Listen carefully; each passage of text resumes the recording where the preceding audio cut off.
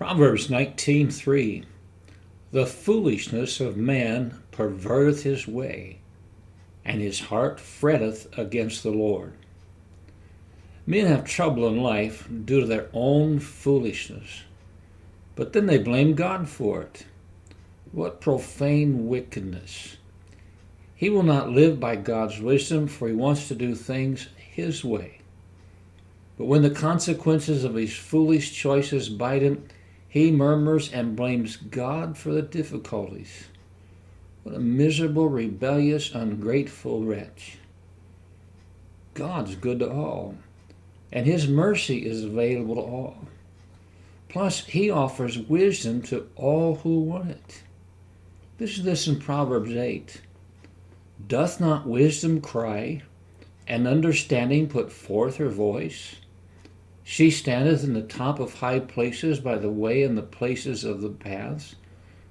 She crieth at the gates, at the entry of the city, at the coming in at doors. Unto you, O men, I call, and my voice is to the sons of men. O ye simple, understand wisdom, and ye fools, be ye of an understanding heart. But fools ridicule wisdom because they think they have a better way. They partake of the fruit of their foolishness.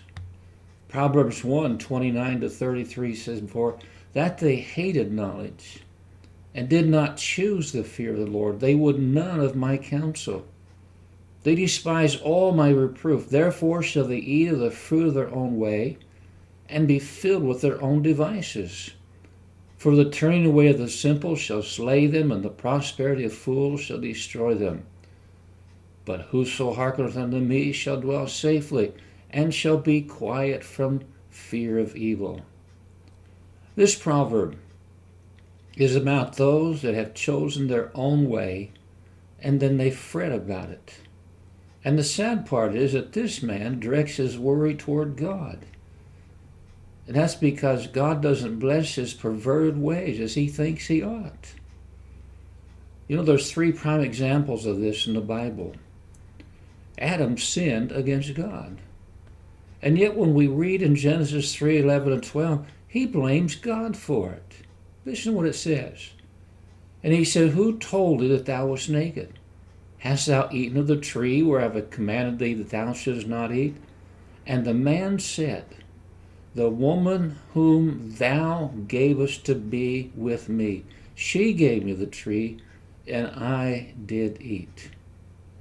Cain was cursed for the murder of Abel, but then he blamed God for his punishment being too great. In chapter 4:13-14, it says, And Cain said to the Lord, My punishment is greater than I can bear. Behold, thou hast driven me out this day from the face of the earth, and from thy face shall I be hid, and I shall be a fugitive and a vagabond on the earth, and it shall come to pass that everyone that findeth me shall slay me. He's blaming God for the punishment. Ahab found himself at war with a vicious murder of Naboth to get his vineyard, and he blamed God for not blessing him. This is what it says in 1 Kings 22. His name is not used, but who it's referring to, and the king of Israel. It's Ahab, said unto Jehoshaphat, There is yet but one man, Micaiah, the son of Isaiah, by whom ye may inquire of the Lord, but I hate him. For he doth not prophesy good concerning me, but evil. And Joshua said, Let not the king say so. You know, if you blame God for the trouble, you add greater sin to your folly. No wonder so many lives are in a mess. The Lord Jesus Christ, when facing the most arduous and horrifying tasks of his difficult life, to pay for our wickedness, said, Nevertheless, not my will, but thine be done.